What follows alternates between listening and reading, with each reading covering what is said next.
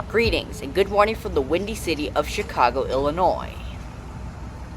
Today we are exploring the She'd Aquarium, one of Chicago's famous attractions. Great event. The entrance to the aquarium is accessible via this ramp here that leads up to the building itself.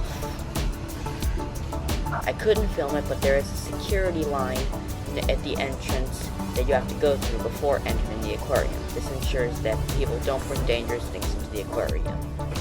After making it through security, we can enter the She'd Aquarium.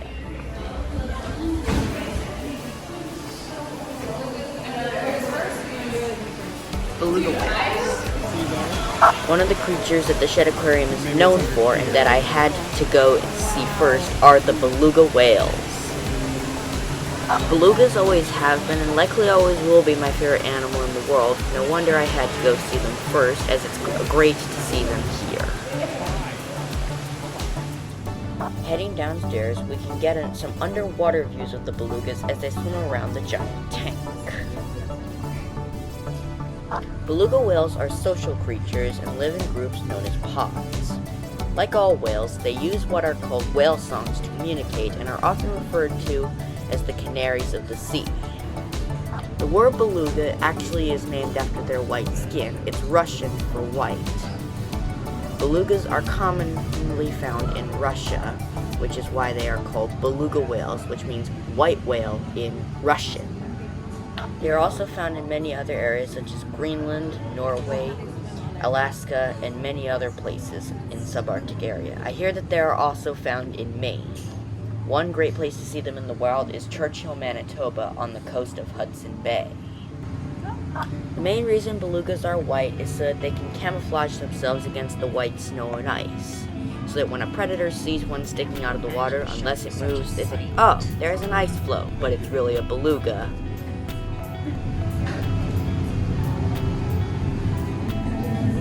As well as the belugas themselves, there is fake ice here that I suppose is to replicate Arctic ice to make you feel like that you are under the sea ice looking at beluga whales, as they do often live under the sea ice. Based on what I'm seeing here, beluga whales, at least in captivity, are playful creatures and like to have a lot of interactions and play with each other. There are two different groups of whales: the baleen whales, such as humpbacks and blue whales, and the toothed whales, such as killer whales, sperm whales, and belugas, like the ones we have here. To hunt, belugas use what is called echolocation. That's where a whale makes a sound and listens for an echo when the sound waves bounce off something. Just past the belugas is the African penguin exhibit. Wait, African penguins? That's right, there are penguins on the very southern tip of Africa on an area known as the Cape. They are adapted to much warmer weather than the more common penguins that you get on the much farther south continent of Antarctica, where it's much, much colder than in Africa. In addition to the African penguins, I also saw what appeared to be a rockhopper penguin, which is one of the penguins that is native to Antarctica.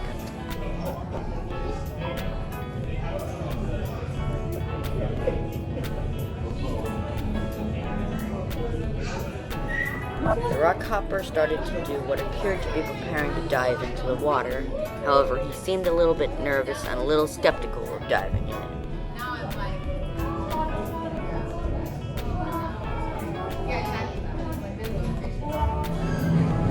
Heading back to the beluga tank, I considered taking a quick look at the submarine. Looking inside, we find a number of replicas of submarine controls, such as a steering lever and some kind of wheels, as well as a number of dials. I think it's safe to say this is a submarine replica built for littles.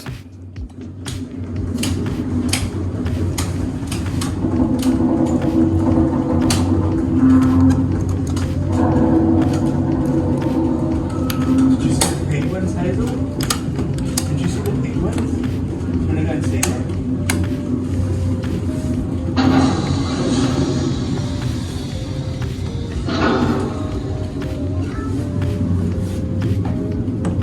You see the beluga whale?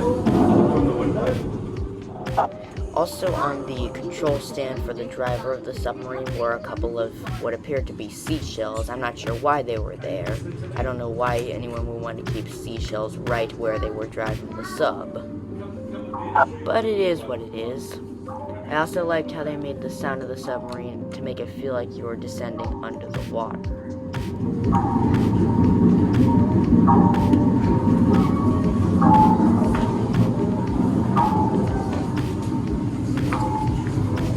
Do you see how big that one is right there? What? Do you see how big that one is? While belugas may not seem big compared to most other whales, they are still giant creatures with an average weight of 3,000 pounds and sometimes over 3,300 pounds. That is way bigger than I am, that's for sure. So, I wouldn't want to have a beluga sitting right on top of me. The beluga whale's closest relative is a whale that may actually seem like a myth dubbed the narwhal, which has a tusk on it. I've heard that there have been sights of them in captivity. However, either they have all died or these rumors of them being in captivity are not true. Let me know in the comments down below. While there may not be narwhals in captivity, there are definitely plenty of belugas in captivity. Not just here at the She'd Aquarium, but there are also found at SeaWorld San Antonio, SeaWorld San Diego, and the Atlanta Aquarium. Just past the belugas are small tanks of jellyfish, and anemones too. Jellyfish are small organisms, well, usually small, but sometimes big because the lion's mane jelly, that have stinging tentacles. Here are some anemones, which grow on the sea floor in coral reefs, and sometimes in tide pools as well. Speaking of tide pools, that water there in the tank has been made to look rough, probably to make the anemones feel like they're in their natural habitat in an actual tide pool. So A+ to the Shed for making them feel in their natural home. I noticed the belugas seemed to be up to something at the surface, so I decided to head back upstairs to see what they were up to. I noticed the belugas were bobbing their heads in and out of the water what appeared to be their keeper. Perhaps they thought that they were being fed a little bit early. It's just like with your own dog, which will often beg you to feed him or her. So these belugas don't seem like any exception. Well, the fact that they're whales and not dogs. Anyways, you get my point. Watching belugas never gets old, seeing as I don't get to see them much as there are only so many aquariums that have them, and that they're my favorite terrestrial animal on Earth. It's really a great experience to see these majestic creatures. While looking at them, I was informed that there was less than 1,000 of them left in the wild. However, I'm not sure that was totally true, as I had heard from most other sources that there were like 150 to 200,000 belugas, which seems more like the numbers that probably made a bit more sense, seeing as I haven't heard of them being listed as endangered much. I had seen them plenty on Sir David Attenborough's nature documentaries and seen them gathering in their thousands when they're going up estuaries to molt, so it doesn't make sense that there will only be like 1,000 or so left.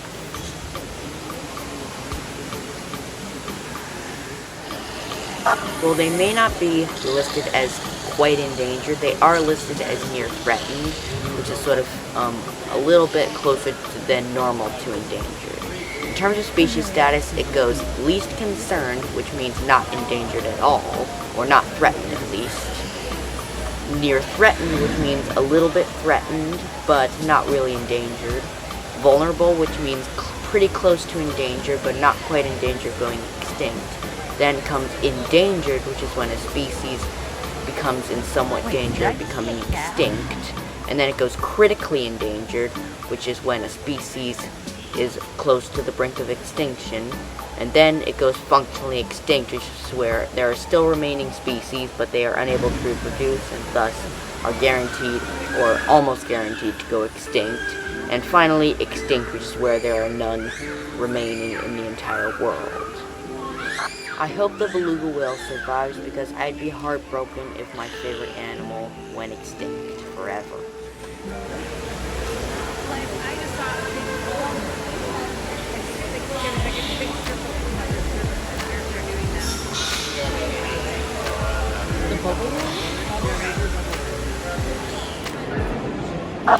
spending some time with the belugas, I decided to go see what the rest of the aquarium had. What was unfortunate is that there wasn't really a whole lot of sharks found at the She'd Aquarium. However, there was an upcoming exhibit that was said to open in the coming years. Or so I've heard. Who knows if that will be a success or not. I was wondering, in this exhibit is a small species of lizard. I don't know a whole lot about them, so let me know if you know what this species is called down in the comments. In this small fish tank here are a type of bitey fish from the Amazon called piranhas. Wait, fish that small can be that bitey? Well, it depends. They're not exactly lethal as you may have seen in the movies, but their bites can hurt as they do have sharp teeth, but that's mainly for smaller fish. Managed to get a bit of the teeth there, but it's a bit hard to see. In this exhibit here were a couple of small fish that appeared to be protecting youngsters. Not sure what type of fish they were. Let me know if you can recognize that type of fish in the comments down below. Who's the mom and who's the dad? Who's the male and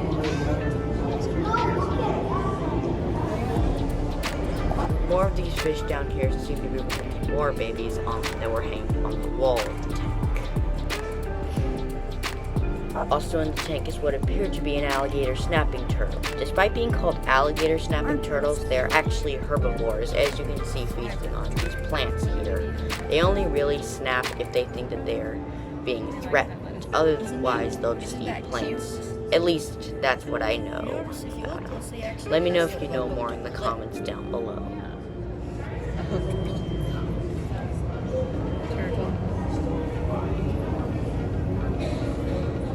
I wonder, do you think there are any crocodiles here? Nice. Some other interesting, kinda, I'd say, colorful fish were hanging out in the tall seaweed here. I'm wondering what kinds of fish they are, so let me know in the comments down below, as I've said a lot of times already. Or to I guess it's either to protect predators or to ambush prey.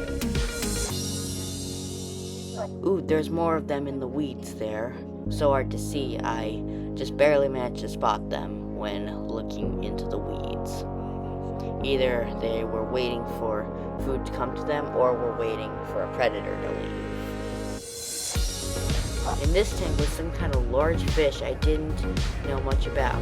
Maybe it was some kind of carp or an alpina, whatever. Let me know in the comments below. As well as another one of these turtles. In this tank I saw what appeared to be one fish chasing another. Were they hunting or were they playing? Whatever they were doing, the fish eventually got away. It appeared to be an angelfish playing with some kind of other fish. I don't know what this was all about. Perhaps maybe to keep the water in each tank salty and good for the fish. Let me know if you know about this in the comments down below again. They're different colors.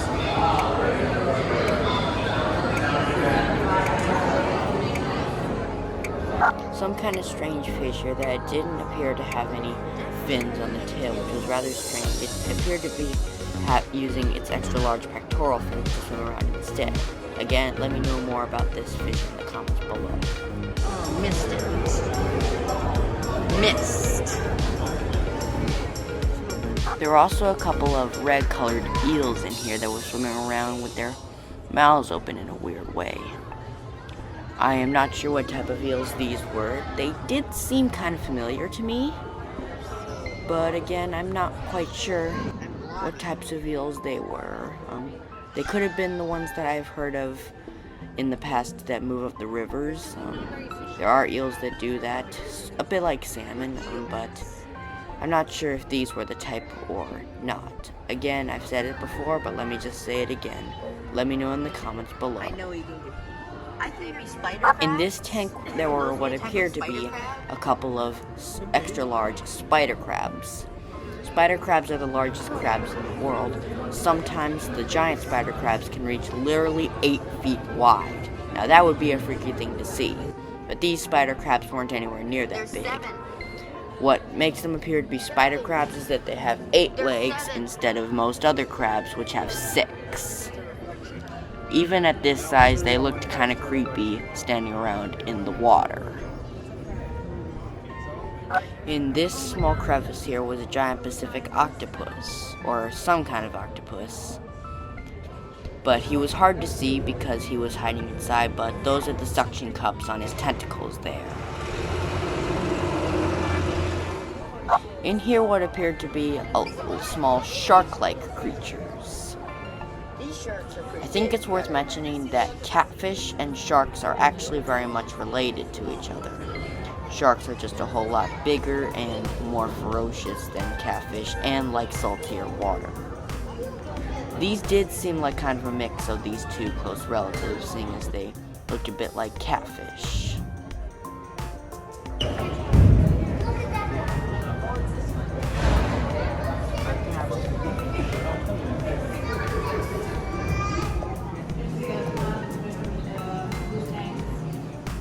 There was also a tank full of blue tangs in here, which are a type of fish that is pale blue with yellow tails. You ever seen Finding Nemo? Remember Dory? Well, that's the type of fish she is. There were also a couple of clownfish in here, one of which was the usual pattern you see, but one of them had an interesting pattern that was black and orange and white. There are also these little fish in the sand here. Not sure what type of fish they were. I heard of a fish called a jawfish that will dig burrows, but I'm not sure what types of these were, so let me know in the comments below. There are also these weird creatures that were floating around and looked a bit like kites. Not sure what they were. Again, let me know about all of these things in the comments below if you care.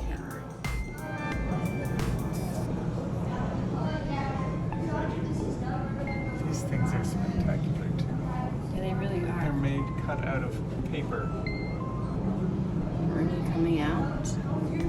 I don't think they come out They fully. just like hang out down there. They're like, no, I've never seen I'm good anything here. like them. You sure? But then how did they get some stuff? Look. Just curious. Look at it. Oh, here it comes. Not sure what it is. Come on, man. You can do it, man. He's so close. Because he sees the big fish are nearby, so he's You gonna got it. wait. You got it. Go.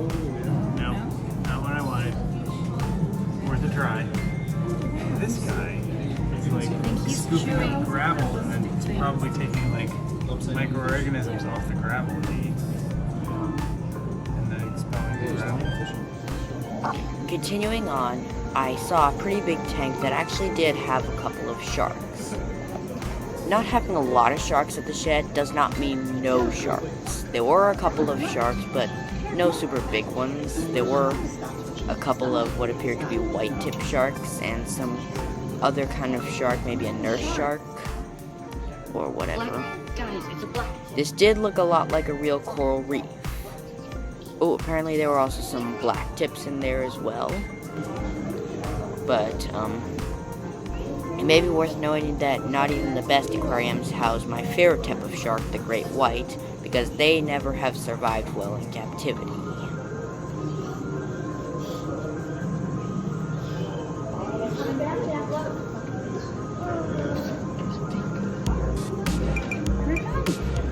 There was also a huge school of fish swimming around in circles in what appeared to be a feeding frenzy, although I'm not sure you would expect to see something like that in captivity.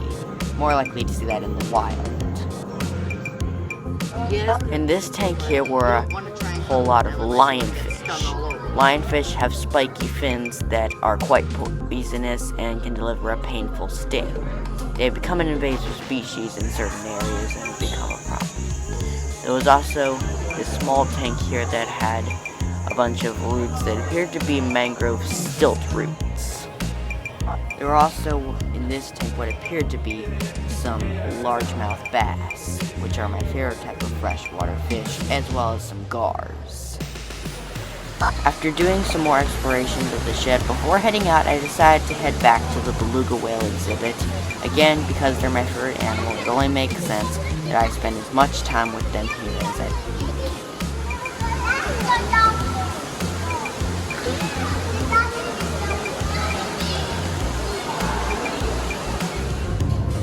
I once again headed back downstairs to get some more underwater shots of these whales.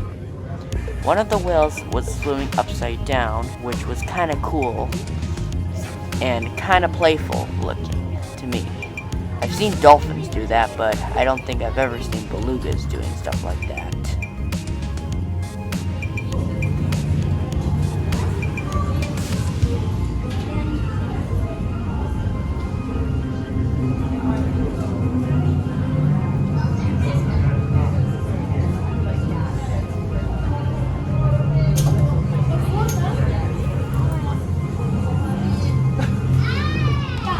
I headed back upstairs to discover the belugas getting fed, and as they were getting fed, they were making quite a lot of noise. Remember what I said about them being nicknamed the canaries of the sea? Well, here's why.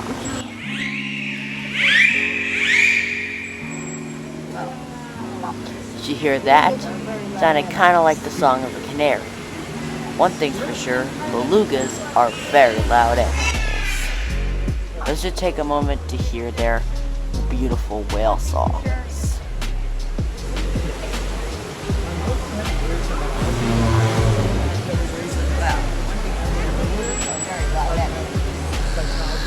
What do you think of the cat?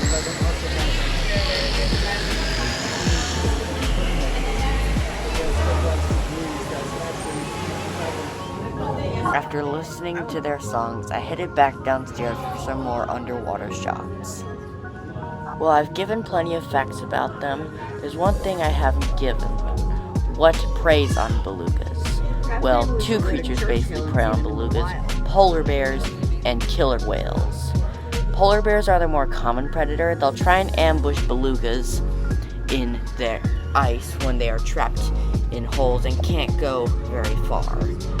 But it oftentimes doesn't go successful, seeing as belugas are like 3 times heavier than a polar bear, so it would be very hard to catch something 3 times your size. Killer whales, on the other hand, live in the open water and hunt belugas when the ice melts, usually. However, while orcas may be faster, belugas can hold their breath for longer.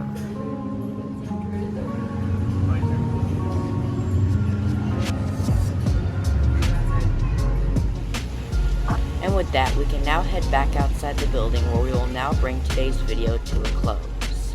In the next video, I'll be right back here in Chicago for my return flight to Austin, Texas with Southwest Airlines. If you enjoyed our visit, I suggest you like and subscribe. I have many more cool videos coming up in the future, so don't miss them if you don't want to. Anyways, that does it for today's video. I hope you enjoyed our visit to the She'd Aquarium, and I will see you all next time. Take care.